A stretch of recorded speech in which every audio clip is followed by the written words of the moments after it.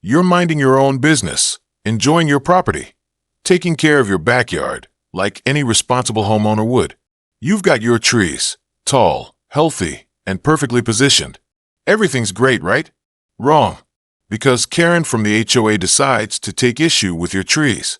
Not only does she want them trimmed, she wants them completely removed. Now, if you're anything like me, that's not something you take lying down. So what do when a Karen demands you cut down your trees? You turn them into a fortress so grand that she won't even be able to get near them. Let me tell you how I went from having a few nice trees to creating the ultimate backyard fortress. This story is one of revenge, creativity, and a whole lot of defiance. And it all started with one small, annoying complaint. I had just moved into my new house, an old, cozy place with a large backyard. It was the dream, a bit of space, some privacy, and the kind of peace and quiet you only get in the suburbs.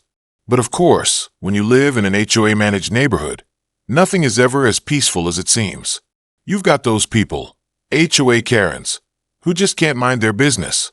I had a few beautiful trees in my backyard. Nothing too crazy, just some mature oaks that provided shade during the summer and a great space for relaxing or enjoying a quiet afternoon with a book. My backyard was my sanctuary until Margaret moved in a few houses down. At first, I didn't think much of Margaret. She was just another neighbor. But it didn't take long for me to realize she was the self-appointed HOA enforcer, the one who had a complaint about everything. I remember the first time she came over. I was grilling some burgers on the back porch, enjoying a sunny Saturday afternoon, when she knocked on my door. Not a hello, not a smile, just a clipboard and a scowl. "Hi, I'm Margaret, your neighbor," she said, barely acknowledging me. "I'm just here to remind you that the HOA rules state you need to maintain the trees on your property." I nodded politely, thinking she was just making small talk. But no, she wasn't here for that. "Specifically," she continued, her eyes narrowing, "you need to cut down the trees in your backyard. They're too tall and blocking the view for the neighbors. You'll need to take care of this soon. It's a violation." I couldn't believe my ears. Cut down my trees? These weren't just any trees. They had been there for years. They added value to my property and gave me the privacy I needed. They weren't blocking anyone's view. In fact, they were a beauty in my backyard. "Margaret," I said, trying to keep my voice calm, "these trees are fine. I've taken care of them, and they don't affect anyone." She wasn't having it. "You need to take care of it. If you don't, I'll report it to the HOA, and they'll fine you. You don't want that, do you?" I stood there, stunned. Fine me? For trees? I was ready to ask her what her problem was, but instead, I just nodded. "I'll think about it." She left, her clipboard still in hand, and I stood there on the porch, fuming. What was it with people like her? Why did she have to ruin my peace over something as harmless as trees? But here's where things got interesting. Instead of cutting down the trees, I decided to turn them into something even bigger, something that would make Margaret regret ever opening her mouth. I started thinking about how I could transform this situation into something epic. If she wanted to mess with my trees, I was going to take it to a whole new level. I decided to turn my trees into a fortress, a structure so impressive, so unimaginably grand, that Margaret would have no choice but to back off. I had plenty of space in my backyard, and I wasn't just going to build a simple treehouse.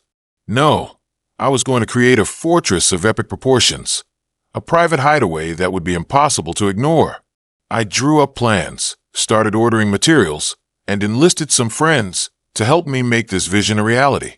The first step was reinforcing the trees themselves. I installed large wooden beams that wrapped around the trunks, making them even sturdier. Then came the decking, a massive, multi-level platform that would allow me to build multiple rooms. I added stairs, ladders, and even a rope bridge connecting different sections of the fortress. But I didn't stop there. I built an observation deck at the top, with a 360-degree view of my property and the neighborhood. I added hidden compartments in the floorboards for extra storage, and a fire pit in the center for those cozy evenings. Lush greenery and vines wrapped around the structure, making it look like something out of a fantasy movie. The trees themselves became part of the structure, no longer just trees, but integral elements of a private, secluded retreat. And because I wasn't doing things halfway, I added luxury touches, comfortable seating, a small bar area, and even mood lighting, so I could relax in the evening without a care in the world. The fortress was turning into a mini resort. As the project continued, I couldn't help but imagine how Margaret would react when she saw it. She had come to mess with my trees, but now I was showing her what happens when you try to push someone too far. The day I finished the fortress, I stepped back and took a look at what I had created. It was magnificent. The trees were no longer just trees. They were the heart of an unbelievable structure. The fortress towered above my backyard, with rope bridges swaying gently in the breeze. It was private, majestic, and 100% mine. But now came the fun part, showing Margaret. I waited a few days, letting the fortress settle in. I knew it was time to make my point. I didn't even have to say a word. I just let her walk by and see it for herself. The day I decided it was time to let Margaret see the fortress, I sat on the deck of my new creation, looking out at the sprawling view of the backyard. The sunlight hit the wooden beams just right, making the whole structure seem like something out of an old fantasy novel. I had to admit, I was pretty proud of myself. But what really made me smile was the thought of Margaret seeing it for the first time. The moment came when I saw her walking down the street, clipboard in hand, like she always did, scanning everything with her judgmental eyes. I knew she was going to pass by my property, and I was ready. I stayed seated, not wanting to make it too obvious, and waited for her to glance over. At first, she didn't notice, but as soon as her eyes landed on the towering structure, I saw her stop in her tracks. Her head tilted slightly, and for a moment, I thought she might actually faint. She took a few steps closer, her gaze now fixed on the fortress in the trees. I could see the shock on her face, but she tried to play it cool, as if she hadn't just walked into a scene she wasn't prepared for. I stood up slowly, making sure she saw me. She didn't speak at first. She was too busy trying to process what she was seeing. Finally, after what felt like an eternity, she managed to stammer out, What is this?" "This," I said, walking towards her with a smile on my face. "This is my new backyard fortress. I figured if you wanted my trees down, I might as well make them useful."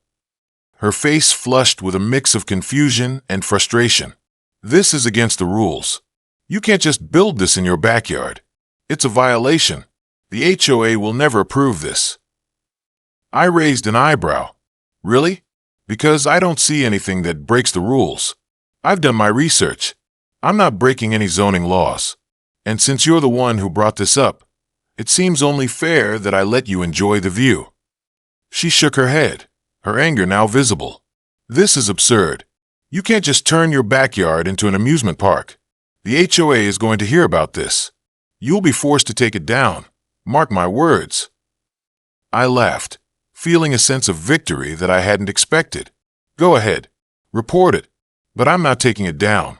This is my property, and I'm entitled to enjoy it however I want. Maybe the HOA will have a problem with it, but you'll be the one explaining why you tried to ruin a good neighbor's peace." She looked at the fortress again, clearly trying to figure out how to respond. I could see her mind working, probably considering whether it was worth taking this further. The truth was, she had no grounds to make me remove the structure. The rules didn't specify anything about building tree houses, let alone tree fortresses. She was just mad because I had one-upped her and turned a simple complaint into something spectacular. Without saying anything else, Margaret turned around and marched back up the street, muttering something about calling the HOA. I didn't care. She could try all she wanted, but the fortress was mine now, a symbol of both rebellion and triumph. Over the next few weeks, things settled down. I didn't hear from Margaret again, and I certainly didn't hear from the HOA. The fortress stood strong in my backyard, and I spent countless evenings relaxing there, enjoying the peace and quiet. I invited a few friends over, and we'd hang out, talk, and even have small get-togethers in the trees. It became my private retreat, a sanctuary that no one could touch. But the best part was seeing the reactions of the neighbors. People who had once thought I was the quiet guy who never made waves were now stopping by, taking photos, and even asking if they could see the fortress up close. It became a local legend, and I was its proud creator. It wasn't just a treehouse, it was a statement. A statement that I wasn't going to let anyone, especially an HOAKaren, push me around. One evening, while I was sitting on the deck with a drink in hand, looking out at the glowing lights in the trees, I thought back to that moment when Margaret had stood there, speechless, staring at my creation. I had turned her petty complaint into something bigger and better than she could have ever imagined. If anything, it was proof that sometimes the best way to deal with someone like Margaret is to take their complaints and use them to fuel your creativity. When life gives you an HOAKaren trying to ruin your day, turn it into a fortress, not just for protection, but as a reminder that you can take control of your space and your life. And in the end, I learned something important. Don't let anyone dictate your happiness, especially over something as silly as trees. Take a stand, and if you have to, go big. Make your point in a way that they'll never forget. That's the real power of defiance. So, if you've ever had a Karen try to mess with your peace, hit that like button and let me know in the comments how you handled it. And if you want to see more stories like this, subscribe to the channel. Trust me, I've got plenty of stories where standing your ground turned out to be the best decision.